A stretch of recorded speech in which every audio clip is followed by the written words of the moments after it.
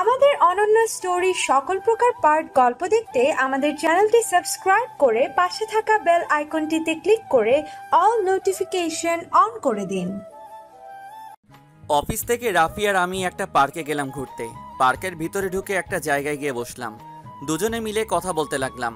হঠাৎ একটা জায়গায় দেখি একটা মেয়ে মাথা নিচু করে বসে আছে। আমি রাফিকে বসতে বলে মেয়েটার কাছে গেলাম। আপনি এভাবে মাথা নিচু করে বসে আছেন কেন? কি হয়েছে আপনার? মেয়েটা যখন মাথা উপরে তুললো তখন তাকে দেখে আমি এক ধ্যানে তাকিয়ে আছি। এটা কোনো মেয়ে না, যেন একটা পরী। কান্না করতে করতে চেহারা খারাপ করে ফেলছে। আমি একটা ছেলেকে ভালোবাসতাম, কিন্তু ও আমাকে ধোকা দিয়ে অন্য একটা মেয়েকে ভালোবাসে। আগে একটু সে ওই মেয়েটার সামনে আমাকে থাপ্পড় মেরে চলে গেছে।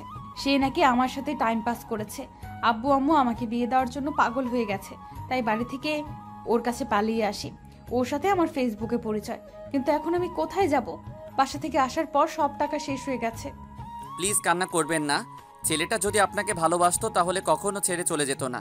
যদি কিছু মনে না করেন তাহলে আপনি আমার সাথে আমাদের বাসায় চলেন। কালকে সকালে আপনাকে বাসে উঠিয়ে দিব। কিন্তু আপনার বাসা কোথায়? নাম কি আপনার?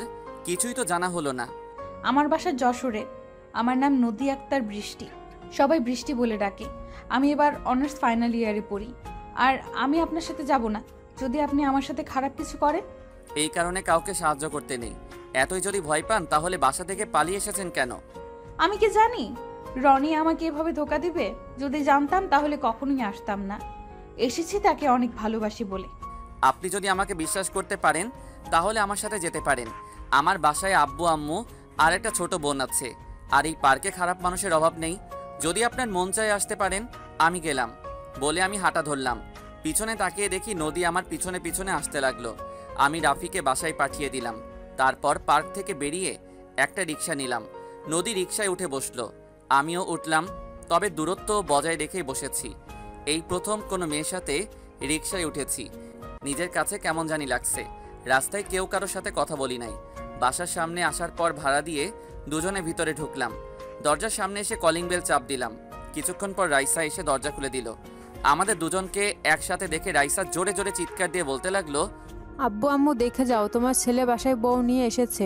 ওই কি বলছিস তুই? আমি কোথায় বউ নিয়ে আসলাম? আগে আমার কথা শোন। হঠাৎ আব্বু আম্মু রুম থেকে বেরিয়ে এসে বলল, কিরে, আমাদের না জানিয়ে তুই বিয়ে করে বউ নিয়ে বাসায় এসেছিস? তোকে কতদিন ধরে বলছি বিয়ে করতে, কিন্তু তুই আমার কথা শুনিস না। এখন আমাদের না জানিয়ে বিয়ে করে ফেললি। আম্মু তোমরা আমার কথাগুলো আগে শুনো। তোর কোনো কথাই শুনবো না। আমি আমার বৌমার সাথে কথা বলবো। তা মা, তোমার নাম কি? বাসা কোথায়?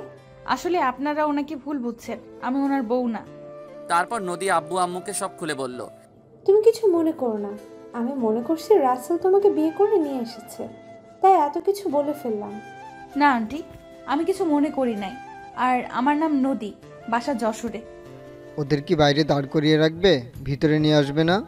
ও, আমি তো ভুলেই গেছি। তোরা ভিতরে আয়। আমি আর নদী ভিতরে ঢুকে আমি আমার রুমে চলে আসলাম। রাইসা নদীকে তার রুমে নিয়ে গেল। রুমে এসে ফ্রেশ হয়ে খাবার টেবিলে গিয়ে বসলাম। আম্মু খাবার টেবিলে সাজিয়ে রাখছে। আম্মু খাবার দাও, অনেক খিদে পেয়েছে। আগে সবাই আসুক, তারপর দিব। আমি ঠিক আছে বলে বসে থাকলাম। কিছুক্ষণ পর রাইসা আর নদী রুম থেকে বেরিয়ে আসলো। নদীকে আমি আবার দেখে ক্রাশ খেলাম, কারণ নদী একটা নীল রঙের জামা পরেছে। দেখতে একদম কিউট লাগছে। নদী আর রাইসা এসে চেয়ার টেনে বসলো। একটা জিনিস দেখে অবাক হচ্ছি, রাইসা দেখি নদীর একদম ফ্রি হয়ে গেছে। তারা দুজনে কথা বলছে। আমি নদীর দিকে তাকিয়ে রইলাম। কি সুন্দর নদীর হাসি, সারা জীবন তাকিয়ে থাকতে মনে কয়। হঠাৎ রাইসা আমাকে হালকা ধাক্কা দিল। কিরে ভাইয়া, তুই কোথায় হারিয়ে গেলি? তোকে কতবার ডাকছি, তোর কোনো খবর নেই? না কিছু না, বল কি বলবি? খাবারের সময় কোনো কথা নাই, চুপচাপ খাবার খাও। আর কোনো কথা না বলে খাবার খেতে লাগলাম। আমি ফাঁকে ফাঁকে নদীর খাওয়া দেখছি, কি সুন্দর করে বাচ্চাদের মতো খাবার খায়। তো যাই হোক, খাবার খেয়ে রুমে চলে আসলাম। রুমে এসে বিছানায় শুয়ে রাফিকে ফোন দিলাম। তার সাথে কিছুক্ষণ কথা বলে ঘুমিয়ে গেলাম। সকালে রাইসা এসে ঘুম থেকে উঠিয়ে দিল। তারপর বিছানা থেকে নেমে ওয়াশরুমে ঢুকে ফ্রেশ হয়ে অফিসের জন্য রেডি হয়ে নাস্তার টেবিলে আসলাম। টেবিলের সামনে এসে দেখি সবাই আমার জন্য অপেক্ষা করছে। রাসেল, আমি বলছি কি, নদী আরো কিছুদিন আমাদের বাসায় থাকুক। ও একটু আমাদের শহরটা ঘুরে দেখুক। আমার তো কোনো সমস্যা নেই, ও কি বলে? আন্টি ঠিক বলেছে, আমি আরো কিছুদিন থাকবো। ঠিক আছে, তোমার ইচ্ছে। আচ্ছা আম্মু, আমি অফিসে গেলাম বলে বাসা থেকে বেরিয়ে আসলাম। একটা রিক্সা নিয়ে অফিসে চলে গেলাম। বিকেলে অফিস শেষ করে রাফিকে বিদায় দিয়ে বাসায় চলে আসলাম। এভাবে দেখতে দেখতে 10 দিন চলে গেল। এই কয়দিনে আমি নদীকে ভালোবেসে ফেলেছি। জানি না নদী আমাকে ভালোবাসে কিনা, তবে আমাকে বলতেই হবে, তা না হলে নদীকে হারিয়ে ফেলবো। এই কয়দিনে নদীর সাথে ফ্রি হয়ে গেছি। আমি যে নদীকে ভালোবাসি এটা রাইসা জানে, কারণ আমি সব কিছু রাইসার সাথে শেয়ার করছি। রাইসার কোনো আপত্তি নেই। রাইসা বলেছে নদীকে আমাদের বাসায় একেবারে নিয়ে আসার জন্য। রাতে খাবার খেয়ে রাইসাকে বললাম আমার রুমে আসার জন্য। নিজের রুমে এসে বিছানায় শুয়ে মোবাইল টিপতে লাগলাম। কিছুক্ষণ পর রাইসা আমার রুমে আসলো। বল, কেন আসতে বললি? নদীকে একটু ছাদে পাঠাবি? আজকে তাকে প্রপোজ করব। পরে যদি তাকে হারিয়ে ফেলি, প্লিজ বোন, কষ্ট করে একটু ছাদে পাঠিয়ে দে। বলবি আমি ডেকেছি। ঠিক আছে, আমি পাঠিয়ে দিচ্ছি, তুই ছাদে যা। আমি আর কোনো কথা না বলে বাসার ছাদে চলে গেলাম। কিছুক্ষণ পর কেউ একজন উপরে আসতে লাগলো। আমি বুঝতে পারছি এটা আর কেউ নয়, নদী। ঠিকই ধরেছেন, নদী।